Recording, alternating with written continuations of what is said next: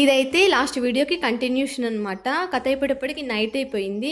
ఇంకా స్కూల్ దగ్గర నుండి అమ్మవారిని తీసుకొస్తున్నారనమాట ఊరేగింపుకి. ఎవ్రీ ఇయర్ అమ్మవారిని సిల్వర్ రథం పైన ఊరేగిస్తూ ఉన్నారు. కానీ ఏంటంటే సిల్వరే హైలైట్ అవుతా ఉన్నింది. ఆ లైటింగ్స్కి అమ్మవారు చిన్నగా కనిపిస్తూ ఉన్నారు. అందుకే ఈసారి సింపుల్గా ట్రాక్టర్ విత్ రియల్ ఫ్లవర్స్తో డెకరేషన్ చేసినారు. నేను అనుకున్నాను చూడగానే ఏంటి ట్రాక్టర్ పెట్టారు ఈసారి సింపుల్గా అని అనుకున్నాను.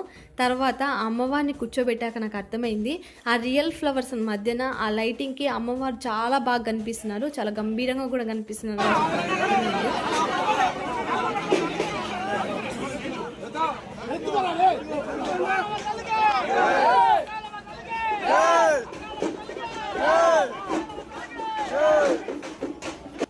ఇక్కడ చూసిన జనాలు ఎంతమంది ఉన్నారు. మా ఊరు వాళ్ళే కాదు, మా ఊరికి వచ్చిన చుట్టాలు ఇంకా చుట్టుపక్కల వాళ్ళు కూడా ఉన్నారనమాట. కానీ మా ఇంటికి అయితే ఎవరు రాలేదు, మేము చేసుకోకూడదు జాతర.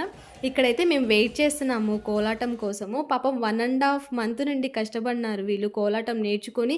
మేము అమ్మవారి దగ్గర వేయాలి, ఊరు చుట్టూ తిరగాలి అని చెప్పి నేర్చుకున్నారనమాట. ఇంకా చిన్న పెద్దవాళ్ళు కూడా, చిన్న పిల్లలు కూడా ఎంత ఎనర్జెటిక్గా వేసినారో తెలుసు అసలుకి కోలాటము. ఒక కోలాటమే కాదు, చెక్క భజన, మళ్ళీ చెన్నై నుంచి డ్రమ్స్, డీజే కూడా తెప్పించినారు. లాస్ట్ ఇయర్ అయితే వేషాలు వేపించారనమాట. కానీ ఈసారి ఆ వేషాలు అయితే వేపించలేదు.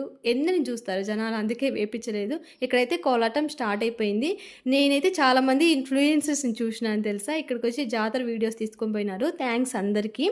ఇంకా మా అమ్మవారు మీకు ఎలా అనిపించింది, బాగా అనిపించిందా అయితే కామెంట్ చేసేసేయండి బాగుందని చెప్పి.